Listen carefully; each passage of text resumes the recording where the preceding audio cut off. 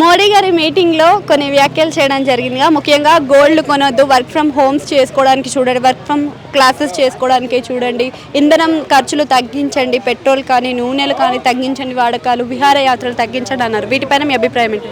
మోడీ గారు మంచి మెసేజ్ ఇచ్చినారని అనుకుంటా. ఎందుకంటే గోల్డ్ కొనొద్దంటే కొనొద్దని కాదు, కొనొచ్చు. అలాగే పెట్రోల్ కూడా కొంచెం ప్రయాణాలు తగ్గించండి, కొంచెం కంట్రోల్లో వాడండి.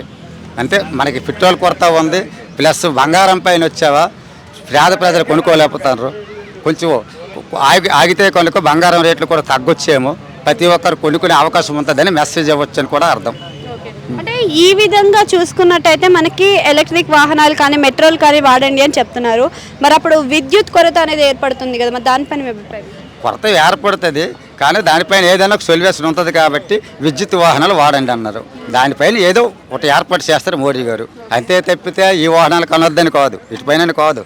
ఈ విద్యుత్ వాహనాలు ఏంటంటే మన ఇంటి దగ్గరైనా కొంచెం 10 నిమిషాలు పెట్టుకొని ఎక్కడికి వెళ్ళి రావచ్చు, ఆ ఉద్దేశంతో చెప్పారు తప్పితే మరి ఇంకొక విధంగా కాదు. గోల్డ్ కొనొద్దు అని చెప్పడం జరిగింది కదా, మరి ఇప్పుడు పెళ్లిళ్ళ సీజన్ ఉంది, మరి అందరూ ఆగుతారా అంటారా గోల్డ్ కొనకుండా? కొనొద్దని కాదు మెసేజ్.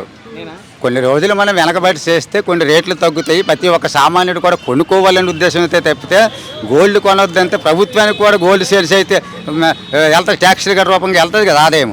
ఆ ఉద్దేశంతో కాదు, కొంచెం వెసలుబాటుగా ఉంటే కొంచెం ధరలు తగ్గితే అందరూ కూడా కొనుక్కోవచ్చండి. అలాగని పెళ్లిళ్ళ సీజన్ ఉంది, అలాగని మోడీ గారు వద్దన్నారని కొనడం మానేరు. అలాగే నేను కొనలేను కదా, ఇప్పుడు 2.5 లక్షల వరకు అయ్యే ఛాన్స్ ఉంది, అందరూ ఎలా కొనగలరు? అందుకని కొంచెం ఆగండి, దాని అవసరం వచ్చినప్పుడు కొనండి అని మెసేజ్ ఇవ్వడము 100% కరెక్ట్. ఎందుకంటే ఒక దేశ ప్రధానిగా అతనికి ఆ బాధ్యత ఉంది కాబట్టి.